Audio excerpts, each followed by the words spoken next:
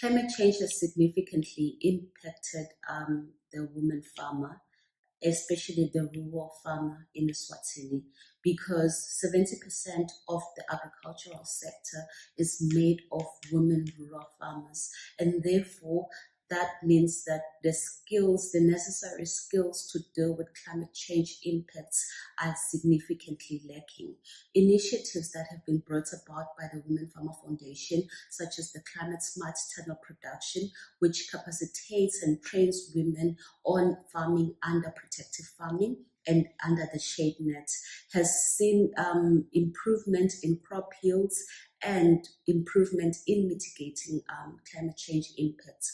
We have seen stories and where women have lost their crop yields and everything has been destroyed in their farms, and that meant that they could not initially get income for that farming period. Therefore, these initiatives, such as the protective farming that has been brought about the Women Farmer Foundation, have helped these farmers being able to mitigate climate change and the challenges that we have seen in such replication of these projects is that it has been difficult to replicate in other communities due to lack of farming implements, lack of the infrastructure itself, and lack of enough resources, in fact, to be able to properly replicate and have sustainability in other communities, except for the training center which we have at the Women Farmer Foundation facilities.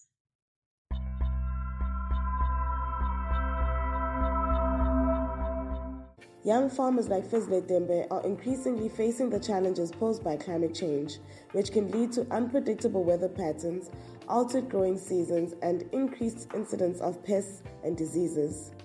These changes not only threaten the sustainability of their farming enterprises, but also the food security of their communities.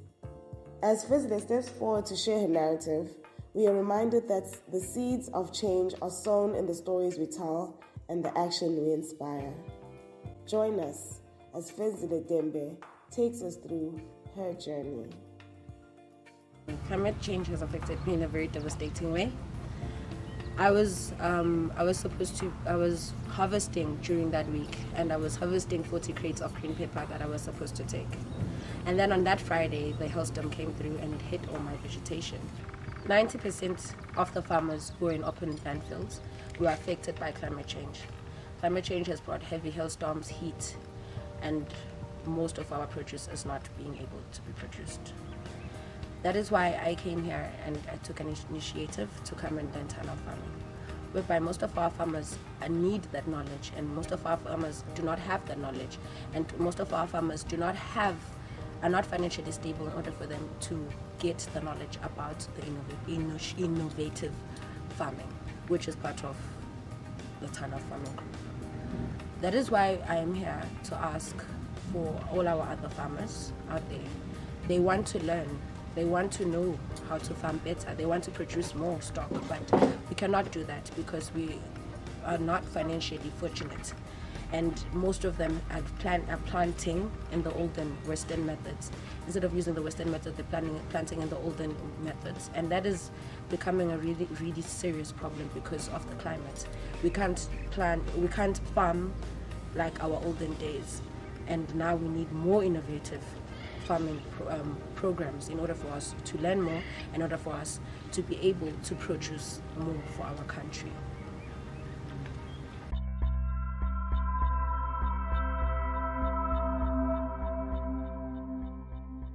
The impact of climate change, which is very negative to the production of crops on the farmers.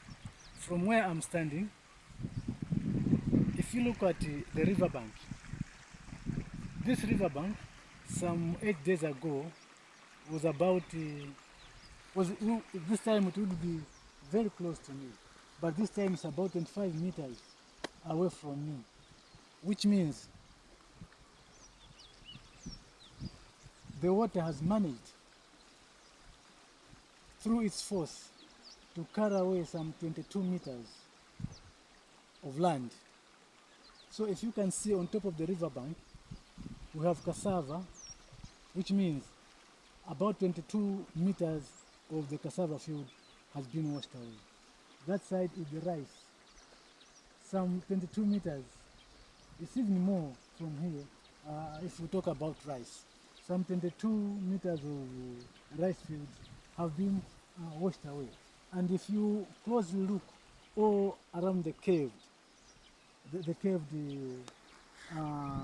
riverbank, the rice has been washed away.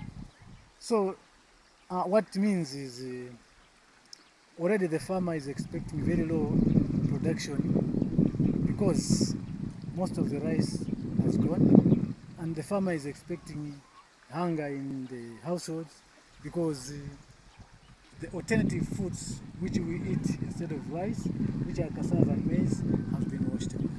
So we didn't expect this, and we cannot control it. This is the negative impact of climate change we are experiencing this year.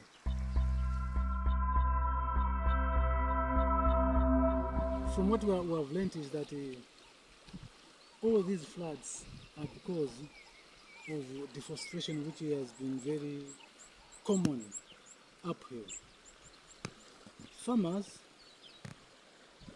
who have no money, farmers who depend on cutting trees for charcoal, have destroyed the hills.